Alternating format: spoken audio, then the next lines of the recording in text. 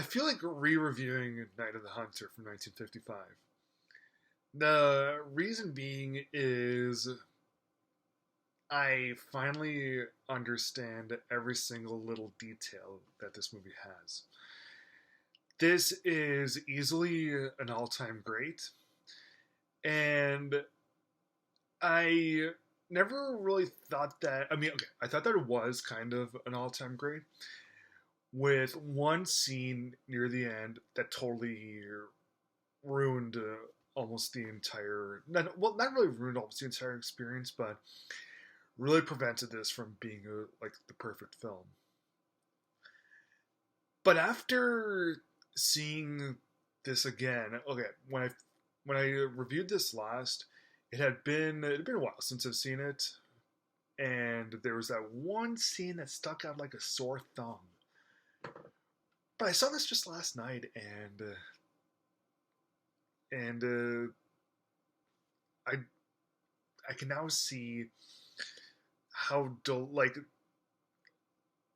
the way that it was filmed and why exactly things unfolded the way that they did.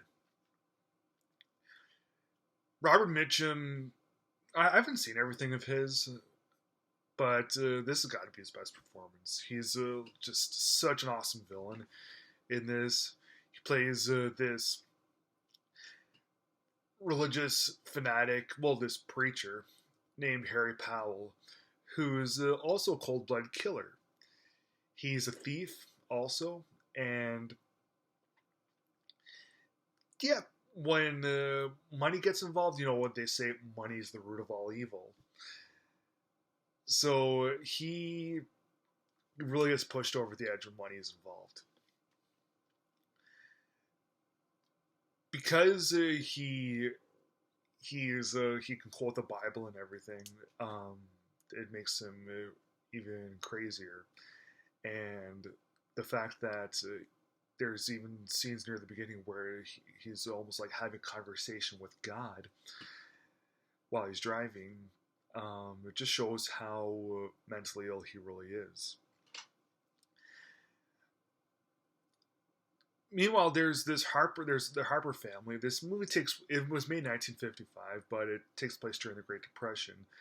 The Harper family involves this widow. I mean, this not widow. What am I saying?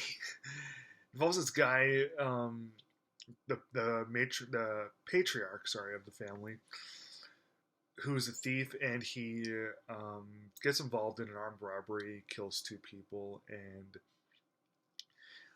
entrusts all the money from the robbery into his son John. Doesn't want John to say anything to his little sister Pearl, who may not understand everything. She may squeal about the money's whereabouts. He trusts all the money in his son John. So Mr. Harper gets sent to prison. He gets sent to the death penalty. Thing about and he shares the same cell with Harry, and tells Harry that he has this large stash of dough. Now Harry hasn't gotten sent to the gas chamber, to not the gas chamber, but he hasn't gotten sent the to the death penalty because he's always able to escape things on legal technicalities, and he's always able to evade getting caught whenever things are really um, whenever things really are going to get to him. He escapes and he takes advantage of Harper's grieving widow, who's played by Shelley Winters, and is able to play really crazy mind games with her into marriage. And he tries to play crazy mind games with John in order to find out where that money is. And money's the root of all evil, so it just gets crazier. And the kids end up, John and Pearl, they get hunted by Harry, and eventually the kids end up escaping, and run into Lillian Gish, who's best known for being part of silence films like D.W. Griffith things. She plays this woman who has a bunch of kids, and yeah, she protects John and Pearl from Harry. This movie it's a pretty frightening the way that, like, it's directed by Charles Lofton, who's a very well known actor, and this is the only film that he ever directed. And the way he's able to frame some scenes, and it's just very amazing. His directing style. Now, I want to talk a little bit about the scene that caused me to not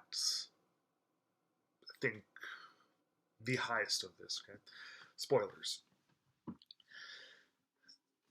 Harry eventually does get caught, and he's about to be put in police custody. And so John and Pearl are watching the whole thing. And of course, John has always been close with his father, and he hates Harry. He's hated Harry from the very beginning. But just as Harry's being cuffed by the cops, John eventually breaks down and he says, "Let go of my pop, let go of my dad," and gives the policeman the money. He told that, like, why? Why? I hated that. I could not stand watching that. Well, it's not that I couldn't stand watching that particular scene, but it totally ruined it. But when I watched this last night, I noticed something. John watches his father also being taken away by the police. So when he watches both his dad and Harry being taken by the police, um, the way that both men are being handcuffed and thrown to the ground, the way that Harry gets handcuffed and thrown to the ground is exactly in every way just like when Mr. Harper got arrested. Like the way that like the camera framing of it all was just really the best way of showing it. Like the cops grab him, and the angle which he gets thrown to the ground, and the way that his head turns and everything. So John really had a major mental flashback watching his like when he watched his ad. It was that mental flashback, and he wasn't able to separate both things from each other. That's why he broke down and immediately started to feel sympathy for Harry. He wasn't seeing Harry while Harry was being handcuffed. He saw his father because they looked just about the exact same. John's a little kid, and this movie does do a really good job, not just in that scene, but in the entire thing, of really diving into children's mental states. That really, like after watching that scene and figuring all that out, it really saved everything for me. I now adore this film more than I ever did, and last time when I reviewed this, I gave this movie 3.5 stars out of 4 because of that one scene. Otherwise, I would have given it a perfect score. But now, The Night of the Hunter is off the charts. I'm going to give this film 4 stars